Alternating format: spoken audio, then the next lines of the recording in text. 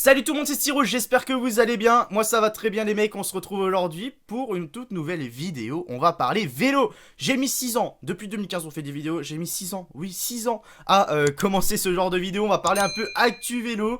Il n'y aura pas de vidéo à rythme régulier pour ces vidéos de ce type là, mais dès qu'il se passe un truc dans le monde du vélo, qu'il y a des courses intéressantes, des trucs à débriefer, des trucs à parler, des débats machin, je lance la cam, j'ouvre le micro, j'ouvre le rec et c'est parti, on se parle de tout ça. Ça va permettre à ceux qui ont déjà, qui suivent forcément les courses, de tout simplement débattre avec moi dans les commentaires, de donner votre avis sur ce qui s'est passé.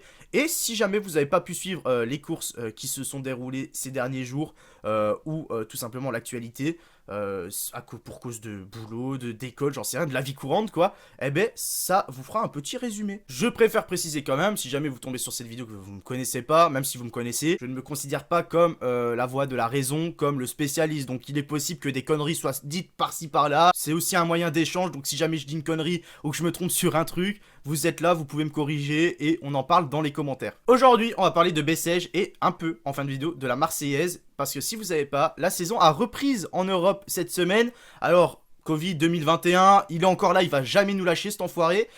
Du coup, beaucoup de courses annulées malheureusement. Tour de Under, San Juan, les courses espagnoles de reprise de février, tout a sauté. Hormis les courses françaises qui ont été maintenues.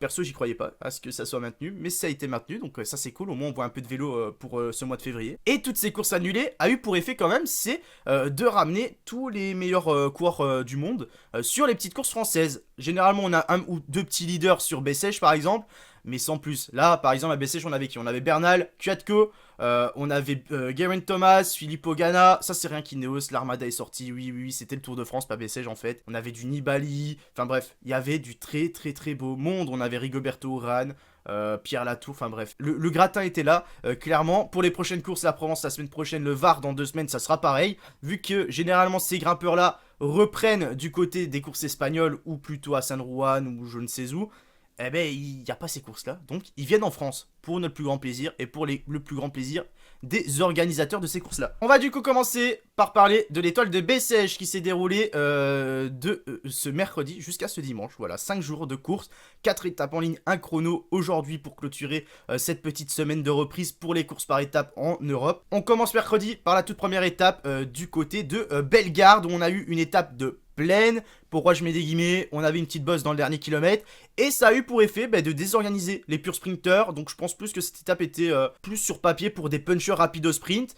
On a eu l'attaque de Nasser Boigny. Oui messieurs, Nasser qui est parti en puncher très costaud. Franchement très fort le Nasser. Personne n'a réussi à suivre sauf un seul homme. C'est Christophe Laporte de Cofidis. Le duel entre les deux Français. Laporte prend l'avantage en s'imposant au sprint devant Nasser Boigny. Et les deux mettent 2 secondes d'avance à Mats Pedersen. Au reste du peloton, on a du Kwiatkowski qui fait top 5. Mais en tout cas, Laporte et Boigny très fort. Et surtout Laporte, on va en reparler tout à l'heure parce qu'il n'a pas fait que ça cette semaine. Deuxième étape, direction la Calmette pour une étape de plaine. On a eu une étape assez calme.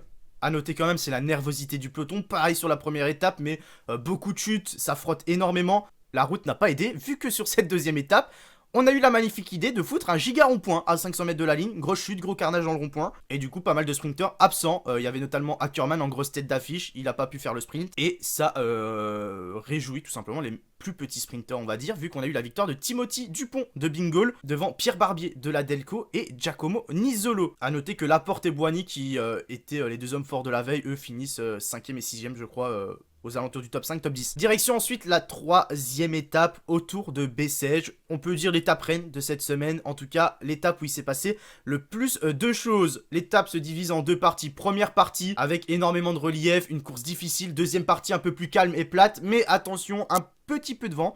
Et surtout un scénario de course incroyable qui fait que on a eu une grosse échappée, un gros groupe qui s'est formé suite à la première partie difficile de la course, d'une vingtaine de coureurs. Alors, dans la vingtaine de coureurs en échappée, il y a qui? Il y a du Bernal, il y a du Kwiatkowski, il y a du Gilbert Wellens, il y a Brian Coquard avec Cyril Barth, on a du Greg Van Avermaet, on a du Nils Politt. Ça a de la gueule.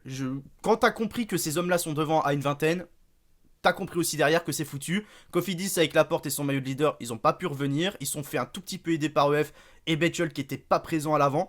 Mais c'est jamais rentré. Ils vont s'imposer, je crois, avec plus de 1 minute 30, 2 minutes d'avance. Il y a même un groupe avec Ghana à 3,30. Enfin bref. Le général est plié, fallait être dans le bon coup. Dans le final, attaque de Kwiatkowski, suivi très très fort par Cyril Barth, hein, le seul qui a pu vraiment suivre l'attaque de Kwiatkowski dans la dernière difficulté. Bon, certes très belle attaque, mais ça a quand même pu recoller derrière, hormis 2-3 hommes qui se font distancer, ça a pu recoller, et on a après une masterclass tactique du génie de Lotto Soudal avec Tim Wellens qui fait la descente, et surtout Gilbert ou Oldani, l'un des deux, je sais pas c'est lequel, qui était derrière dans sa roue à Tim Wellens et qui a tout simplement laissé partir Wellens. Il a créé la cassure lui-même, il a gêné les relais, et Wellens, bah, quand tu le laisses comme ça à 10-15 bandes de l'arrivée, tu le revois plus. Hein. Il va s'imposer avec 37 secondes d'avance devant Edward Tunks et Schmidt de Israel Startup Nation. Quatrième étape autour de Saint-Siffré, étape classée en vallon. Et au final, on a eu une échappée victorieuse. On avait une échappée avec Philippe Ogana,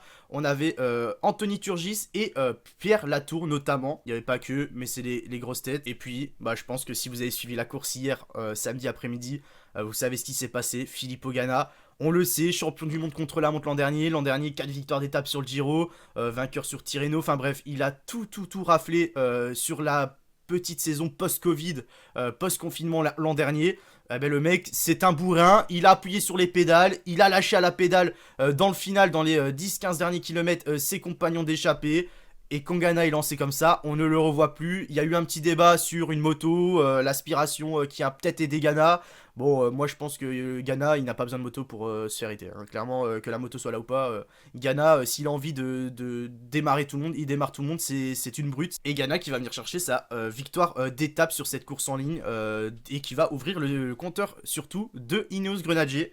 Cette saison, il s'impose, c'est devant Christophe Laporte, encore lui qui a fait une très belle semaine, deuxième, le peloton qui arrive à peine 17 secondes, et Pascal Ackermann, seul petit résultat noté pour l'Allemand, troisième de ce sprint. On en arrive du coup à cet après-midi pour le chrono final dans les rues d'Alès, où on a un chrono d'environ 10 km, un tout petit peu plus, je crois que c'est 11 km, avec la côte de l'Ermitage pour terminer, qui fait entre 1 km 500 et 2 km. C'est pas non plus le gigamur, mais il y a des petits pourcentages sympas. Chrono qui a été remporté par, encore une fois, Philippe Ogana.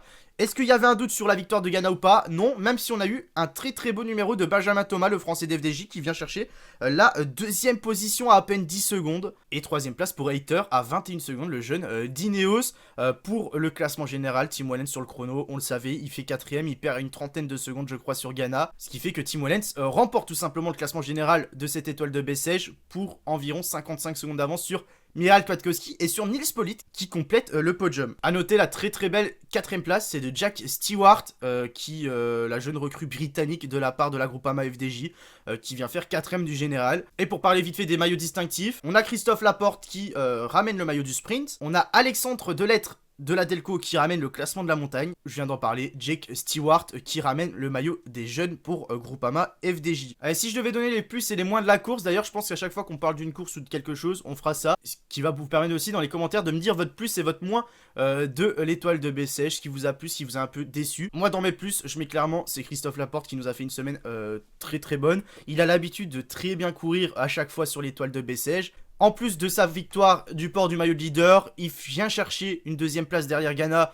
qui était imbattable, mais il règle quand même au sprint Pascal Ackermann, c'était samedi. Il ramène le maillot des sprints et sa saison commence très bien pour Cofidis. Lui en plus qui sort un peu d'une année 2020 plus que galère, donc ça fait plaisir. Deuxième petit plus, habituellement je vais en mettre qu'un seul de plus, mais là un petit deuxième, c'est Jake Stewart de la FDJ, le petit jeune qui fait quatrième du général, qui était à chaque fois dans tous les bons coups bien placé, il fait un bon chrono final, il fait également une très belle étape vendredi, qui était pourtant très dur, donc bien joué. Et ensuite dans les moins, j'ai envie de mettre Education First dans son ensemble, même si ça veut pas dire grand chose, encore une fois on est sur une course de reprise, hein, la plupart des leaders arrivent, ils sont juste là pour faire tourner les jambes, à l'image de Thomas ou de Bernal, mais Education First dans l'ensemble, qui était venu avec Uran, qui était venu surtout avec Betchol, hein, Uran je savais qu'il serait là pour faire tourner ses jambes un peu comme les autres leaders, mais Betchol, j'avais pas mal d'attentes envers lui. Il a essayé pourtant de son mieux, il a joué à fond. Le problème c'est que vendredi ils sont pas dans le coup, ils sont dans le groupe de derrière, ils sont à contre-temps.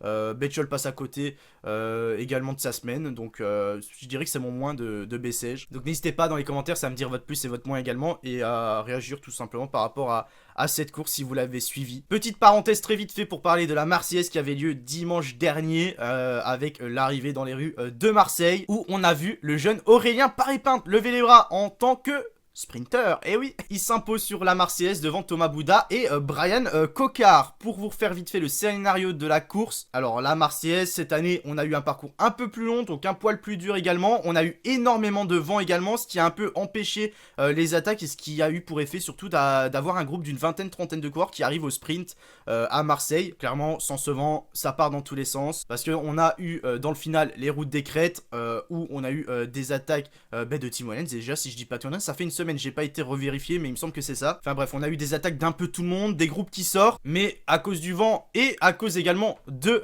BNB Hotels, eh ben, on a eu un sprint en petit comité où Aurélien Paré-Peintre, qui avait déjà attaqué plus tôt en 20, ah ben, s'impose à la pédale. Alors ça a beaucoup fait parler dans le sens où Paré-Peintre qui bat des sprinters, on est où là? Faut pas oublier que c'est une course de reprise, la course est longue, la course a été dure, il y a du vent, le mec a déboulé pile au bon moment, était bien abrité.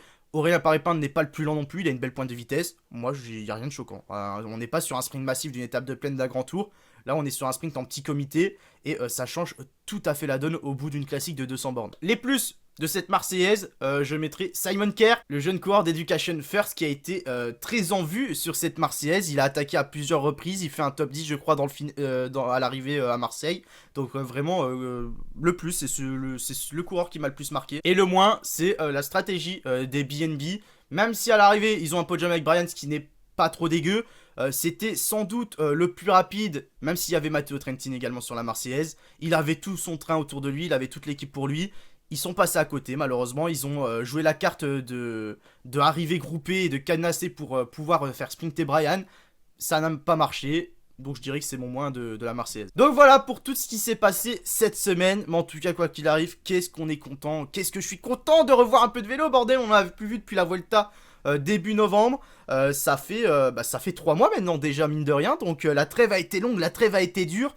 On a été actif en plus sur cette chaîne pendant cette trêve et ça c'est encore plus beau. Mais là on est enfin parti et comme je vous l'ai dit 2021 j'ai envie de vous faire plus de vidéos dans ce style où on parle d'actu, où on débriefe un peu les courses qui se sont déroulées ces derniers jours. Donc n'hésitez pas à me dire ce que vous en pensez en commentaire. N'hésitez pas à réagir sur les courses, à me dire vos plus et vos moins de la Marseillaise et de Bessèges également. Et voilà, le but de cette vidéo, je le répète, c'est que je suis pas le plus grand connaisseur du monde. Je suis les petites courses de mon côté.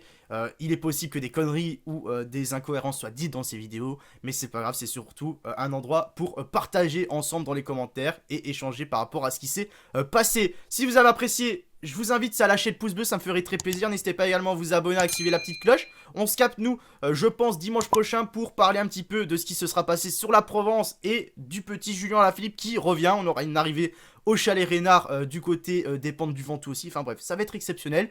Je vous dis porte bien et à la prochaine. Ciao, ciao.